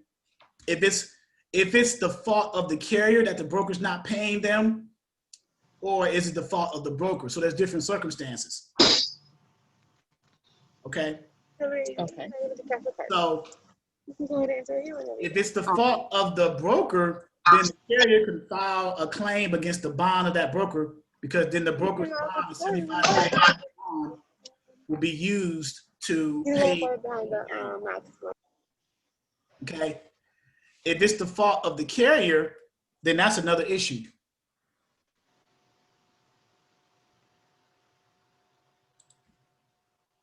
I can't hear you, Sonia. I'm sorry, I was muted. I said I asked the wrong question, but I got the right answer. The question, I guess Yeah, and yeah, and I'm probably, well, I know I'm not the only one that thinks like that, but I really kind of think before, and I'm like, no, I did ask the wrong question. However, the question I wanted was, what if a carrier does not pay me? Okay, what if a carrier doesn't pay you? Yeah, I can't go, I can't go find them and choke them or anything. So what's my legal? Right. I've had one situation that a carrier didn't pay me like when he was supposed to, but he eventually paid me. I just stopped booking loads for them. You just take that L on that one. It's rare. You'll be able to feel those carriers out. You'll be able to get that vibe, that energy from them. Now the one last resort that you do have, but I don't recommend doing it because I know carriers have families and children and stuff like that, is you can file a claim against the authority of that carrier. But you don't want to do that because the moment you do that, the FMCSA DOT gets involved, and even in an investigation, their authority becomes inactive, so they cannot move any more freight. So now you've stopped all work for them. They could have mortgages, families, babies to feed. So that's a last resort for me. I know it's a back pocket thing. And I'll even mention to them, like, look, man, I'm not going to do this over a little $200-something or $300-something that you owe me. Just pay me. Or we just don't work together no more. I'm definitely not going to work with you until you pay me, first of all. But, I live by the honor system, and our agreement was by the honor system. So I find you the loads. This is the agreement. This is legally binding. It costs more to go to small claims court to even get that money. Yeah. Than it would, you know what I'm saying? So I would just leave that person alone. Like I have carriers calling me that I used to work for, that I stopped working with, trying to find loads that I stopped working with. So it's just not working. Okay, that's what I wanted to know. Okay, thank you. All right, we good? Now I'll say this for those of you, and I didn't give you guys nowhere near what I meant to show you in this. It's enough information in the seminar training. At least I wanted to cover some stuff, show you a little bit about the load boards, show you how dispatchers work their rates in with brokers, show you about calling brokers. I was going to call a live carrier. I don't have time right now. We're about to end it here, but in the training portal, tomorrow I'll be doing cold calls, all training, live cold calls, and I'll be doing mock. I'll have some of the members call me as if I'm a real carrier, and they talk to me, so especially those who are nervous about doing cold calls and need to get over that fear. I'll have them call me as practice, and then I will call a real carrier so they can hear, and then I'll extend the offer to them to call a real carrier so they can do it. Because the worst they can say is no, and you just hang up and move on to the next one. You know, I mean, you're not gonna find where you live. You know, it's not a big deal, right? So, what is detention? Detention is a form of an accessorial policy. Detention is where on the carrier packets, the brokers ask for at least up to 2 hours, maybe 3 of detention time for free, where the carrier sits there at the facility, either a shipper or a receiver, to get loaded or unloaded within that time frame. Once that time frame expires, like say the carrier is there for more than 2 hours or more than 3 hours, according to the time that was determined on the carrier packet, then detention kicks in as far as paying the carrier so much per hour. So say I'm at a facility and I'm there 5 hours or 6 hours for whatever reason. Detention is only 2. So the broker owes me an extra 4 hours detention. And that's anywhere between $50 to $150 an hour. So, and that's an accessorial. I have that in the back office here under forms and documents, I think, under accessorial policy. Right here is one of them. You got detention, you got TONU, you got layover. Here's detention, I break it down. Detention for a dry van for a frozen reefer with produce, with flatbeds, $50 an hour after the first 2 hours, up to $250 max per day at the FCFS facilities. These are standard numbers. FCFS is first come, first served, like the 24-hour shippers and receivers. You got other accessorials, layover, $200, and these are bare minimums, $250 a day. TONU is a truck ordered, not used. So say you book a load for your carrier and they're driving on their way to a shipper to pick that load up. the broker calls you, the dispatcher, say, hey, by the way, the shipper canceled that load. Now your carrier is on the way. They haven't gotten there to the shipper yet, but they're on their way to the shipper. So you ask for tow new because the truck was ordered, but it was not used because the load got canceled. So minimum is $250, depending on how much deadhead and how far you're driving. It could be $250, it could be $300, up to I've seen $500. The other day, one of my guys said he got tow new for the whole value of what the load was initially paying, because the broker was so mad that the load got canceled that he just paid him for the entire amount of the load, which is rare. I got another carrier or another member, a dispatcher, was on the other day, and I'm not sure if somebody's in here who's a member of the training. I think Bobby or Barbara, and one of my members booked a load for his carrier that paid $11,000. So that, I don't know if that went over your head, but $11,000, not $1,100. So, and this was a power only load. A power only load. He picked up a container, Amazon container, and he ran it up to, he ran it like over 1,000 something miles, 11,000. He charged 10% for that. So that one load he booked, he made $1,100. One load. He made one load. Most people don't make $1,100 in a week, right? Working 9 to 5, right? So, and he got about 3 carriers that he's booking loads for. So what he's doing now, he's mastered the art of power only loads. So he's trying to find other dispatchers with power only trucks that they have on their dispatch agreement and put them in the same lanes as the same carrier he had that he booked that load for $11,000.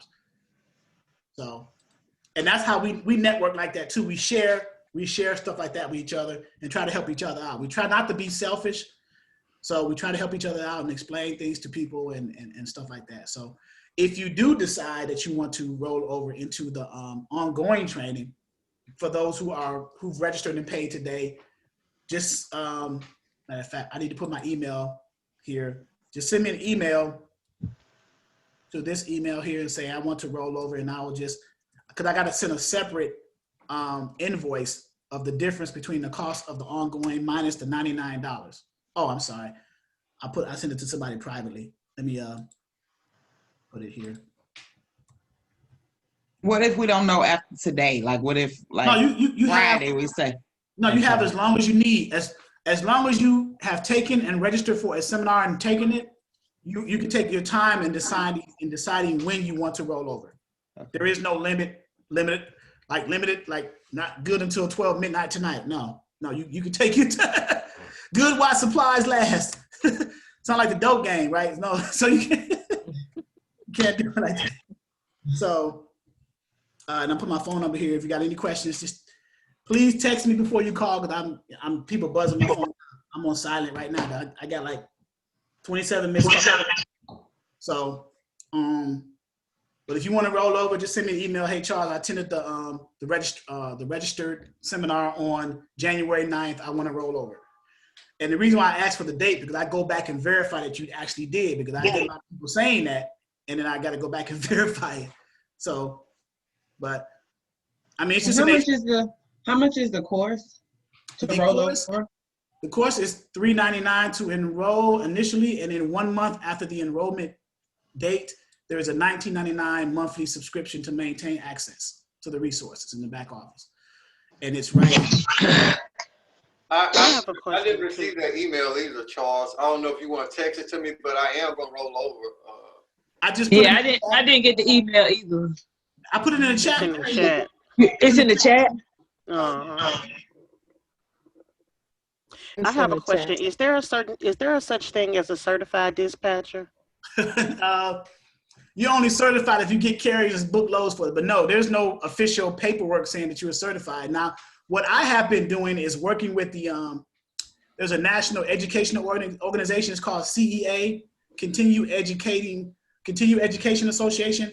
I'm trying to work with them to get an official curriculum where we can certify people, but as it stands, there is not. Because if you get approved by the CEA, which is a government agency, then you can get government funding and offer programs for like ex-felons, for people with, you know, stuff like that. That's what I'm aiming at with it. So I'm giving people an opportunity to try to come into an industry that is pandemic and economic proof, right? Because even though we're going through Corona, freight still moves, right? Things are Right. being And delivered. it's a lot of people need some jobs right now. Exactly. So I'm trying to get past. There's a lot of red tape involved in that, but I'm trying to set up with like Workforce Development Opportunity Inc. We have these in our area in Virginia where we take curriculums and offer scholarships for people to come in and get the training and stuff like that. But my training is pretty inexpensive. It's $399 to start your own business or potentially run a business as a dispatcher with the potential to make, what is that? Close to 6 figures, a little over 6 figures a year with not even 5 carriers. So let me give you some numbers. Say you get one person comfortably should be able to handle up to about 5 carriers, right? Dispatch. And let's say you find, so let's start with one carrier, 3 loads a week, each load paying about, I don't know, $2,500 per load. So pick up on Monday, deliver on Wednesday, pick up on Wednesday, deliver on Friday, pick up on Friday, deliver the following Monday. That's pretty feasible. A day and a half, 2 days for about $2,500. You're driving a pretty good distance for that. That's low end numbers. So 2,500 times 3 loads a week. What is that? 2,500. That's 7,500, right? A week. You charge 10%. Let's say you charge 10% per load. So 7,500, 10%. That's $750, right? 10% of 7,500 is $750. For the week for one carrier. Let's say you got 5 carriers doing that in your little dispatch business, right? So 7,500 times 5, that's $3,750 a week. Now that's gross. Remember, that's gross. Right. Not net. That's gross. You're grossing that. So that's a week. So times 4, just giving you numbers, high, you know, $15,000 a month times 12. $180,000 a year gross. Take out you're going to be in a different tax bracket, so you got to be able to understand how to write off a lot of stuff. You're going to have to buy a lot of stuff to kind of bring your taxable income down. Buy some equipment, buy a car and put your dispatch sign on it. You can write the whole vehicle off, right? Buy a $20,000 SUV and put Jaden's dispatch service all around it. And you can write the whole vehicle off. You can write $20,000 off. Exactly. Let's say you just got to understand the tax code and what's, you know, structure your business as an S corp and not an LLC. You can have LLC in your name. I just learned this the other day from my CPA.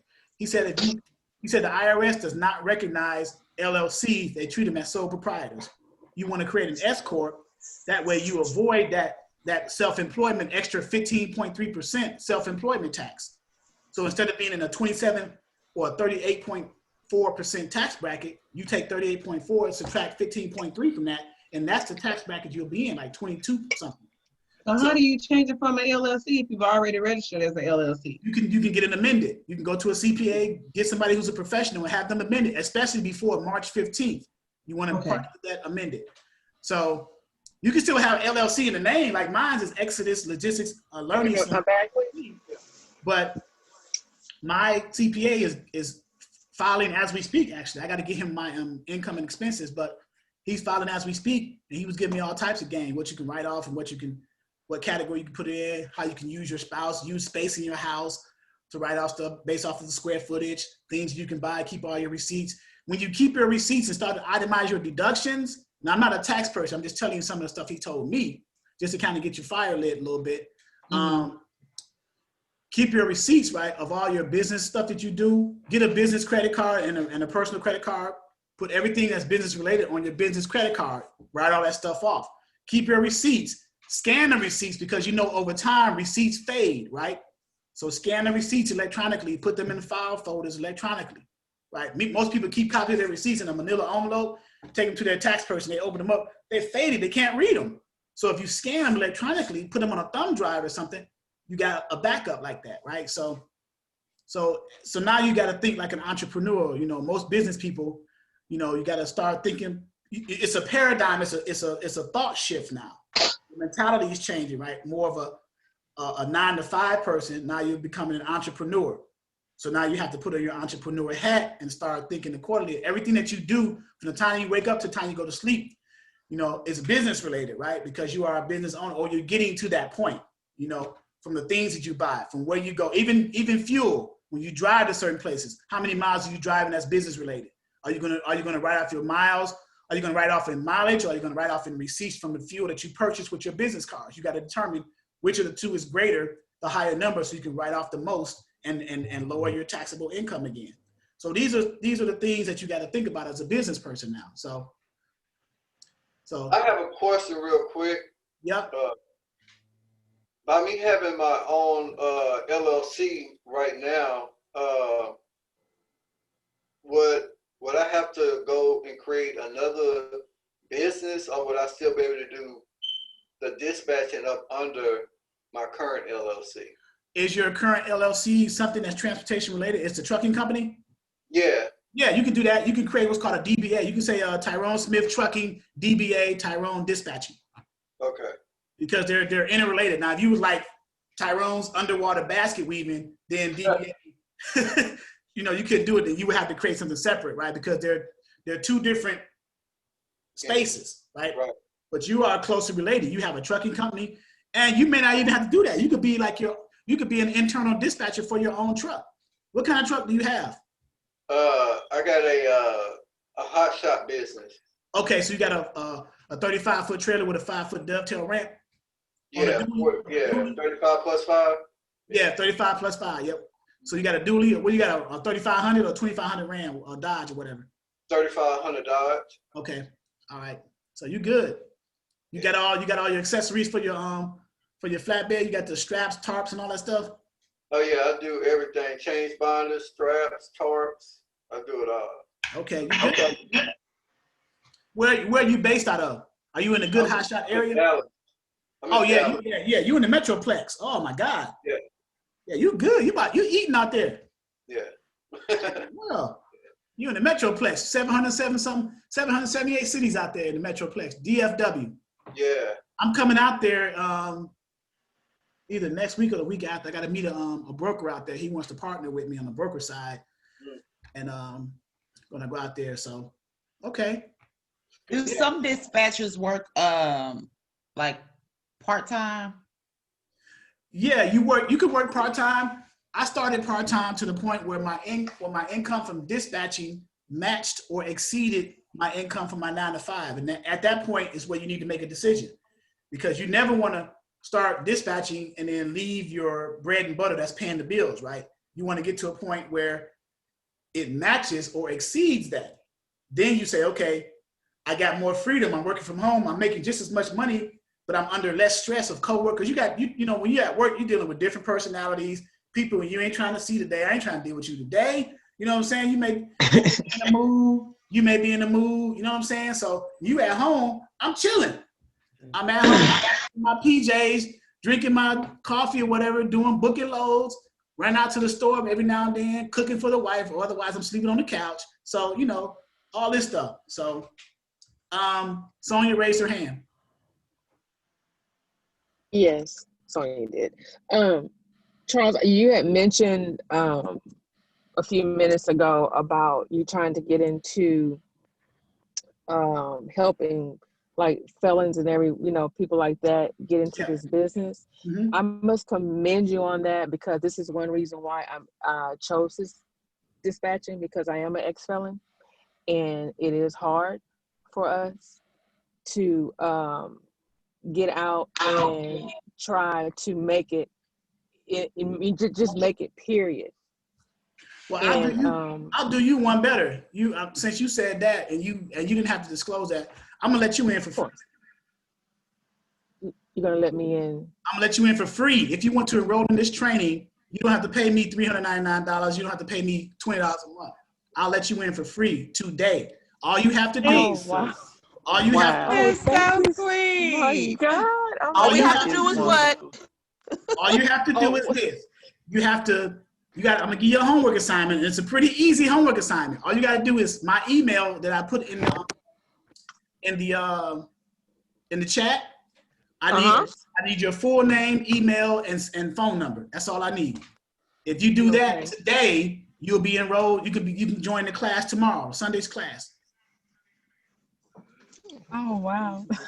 But Can I get some home? Can I get a God is homework good. assignment? Man, God is good. God is good all the time. God, hey, I will say this: God is on the throne. He's because amazing. it That's all I'm is, gonna say. it's Thank you. hard. It is Jesus. really, really hard for I'm us. telling myself right now. I I've don't know. been home since 2016. And I'm very transparent, and I tell my story because I do go back to the prisons, and I speak, and I let people know that have that's getting out there, that are eligible for parole, that it's hard when you come home. It's not what they tell you when you're in prison. And for you guys that have not been in prison, when I say prison, because I'm from Texas, so TDC, not in the county jail when you're Right. wearing white all day long. And it's not what they tell you. They make it seem like, oh, you're going to get out and there's going to be jobs for you, there's going to be housing for you, and that is not true. I had my own business, and I got in trouble with my own business, and I'm not allowed to go back in that field anymore, which is the medical field, and that's fine. However, my question was always to the powers that be: how do I go from living on $5,000 to $10,000 a month to minimum wage? How do I live? One day at a time. You go one day at a time. How do you eat an elephant? One bite at a time, right? Yeah. Same thing. And you network with people who are genuinely for your good, right? I believe in second chances, and I believe that the fact that you're out here back on the streets meant that you paid your debt to society and you got another opportunity for life. So I'll do my part in helping you in that by letting you come over to this network and benefit from it as much as possible. And you don't not only have to stay in here for a year, you can stay in here for life. Jesus. Oh my God. My God. That's so awesome. God is good. Thank you so much. There you go.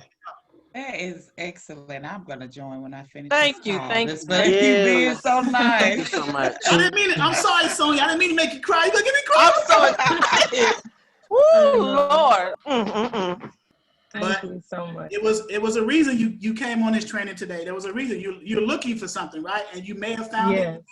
You may have found it. You may not have found it. But at least, I felt in my heart I wanted the opportunity to kind of bless you. And it's not me, it's God through me, right? So I don't take credit for anything that I do. It's not me, trust me. Okay. But thank you so much. So you just want me to put my information in the chat, or do you want me to? Just email it to me, because when I close out of this Zoom, it's going to disappear. So okay, no problem. Yeah, just email me your full name, phone number, and email address, because I got to put you in my spreadsheet in my database, and I got to send you a welcome email of how to get set up with the back office portal. Okay. Okay. Thank you so much.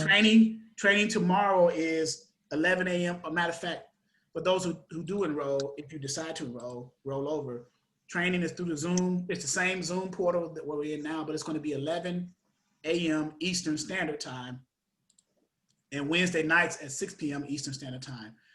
And all the trainings are recorded, and they are in our training videos, back office, only for our network. I got close to 150 free videos on YouTube, right? Free. I put them out there. I just forget about them. I put them out there and just forget about them. All the videos back in the back office, some of them are from YouTube, but the other ones have been since I've stopped putting free videos on YouTube, and all the videos in our training portal that benefits our members stay in our back office portal. So it's only for the members. So as a member, is there training every Wednesday and Sunday, or is it just? Yep, every Wednesday, Sunday. And if you miss it, you can go in and review it in the training video section. Okay. You can go back and look at it because it's recorded. Because my biggest problem is going to be like the talking part. So I know I need to join just to like get examples of how to actually talk and communicate with drivers and carriers. I'm gonna be talking 2 hours tomorrow. to drivers. Tomorrow's training is going to be all cold call, because that's one of the methods.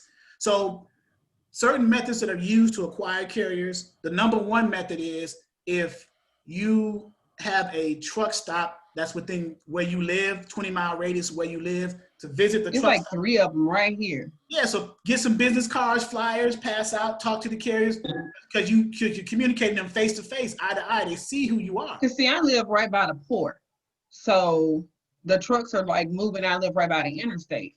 Okay, too. okay. Yeah, so that's number one, because it's the most effective way, because you're in person. You're talking to them directly, right? The second method, of course, is cold calling. But the problem is people have a fear of calling someone they don't know on the phone, because you don't know what to say and you don't know how to start that. So I'm going to break the ice and literally show you how that's done. Now I want my money's worth. Oh, you're going to get 2 hours. It's going to be recorded. And I'm going to, once I put this, I may even put this one on YouTube. I'm going to get it. I know I'm going to get an influx of calls. But yeah, so yeah, I'm going to cold call it. And I'm going to show you how the different ways that we use in our back office. There's 4 ways that I use to cold call carriers. I do the Truckers Path, the truck search feature of Truckers Path, which we have in our back office. The DAT directory, which we have in our back office. Quick Transport Solutions, which we have in our back office. And the FMCSA registry for new carriers who just got their authority, which we have in our back office. Because you know how long I have been trying to get this business off the ground? How long? I have been studying dispatching since 2018. Okay. I turned 40 this year, and I still have not done anything with this business. So I need to get this done. Well, 2021 is the year to jump right into it, right? So also, I used to have what's called a I may bring it back, a sub-dispatching program where I get the carriers under a dispatch agreement with Exodus, and then I sign them to sub-dispatchers who are going to be members of my training who are having a hard time finding carriers, and then we just split the percentage. Okay. So I get them under a dispatch agreement, I get all the paperwork in, and then you just work on finding the loads for them. And you get all the resources you need in the back office to do that. So I just eliminated the first hurdle, for you, getting the carrier, right? Cold call and all that stuff. I haven't decided if I'm going to do it at the end of this month or sometime next month to build my carrier base back up and then assign them sub-dispatchers to the members. Because if I do that, it's going to blow up. I already know. So, Yeah. Great. so it's after 2 o'clock, guys. I normally do 2 hours. So again, if you want to roll over, email me, Exodus Logistics LLC. Sonia, send me your information. And we'll get started with that. Any other questions before we get off? No, thank you. It was nice meeting you. All of you guys. Thank you. Nice meeting you. I'll be joining soon. I'll be back. I definitely will be joining. Yes. Yes, ma'am. Awesome. Look forward.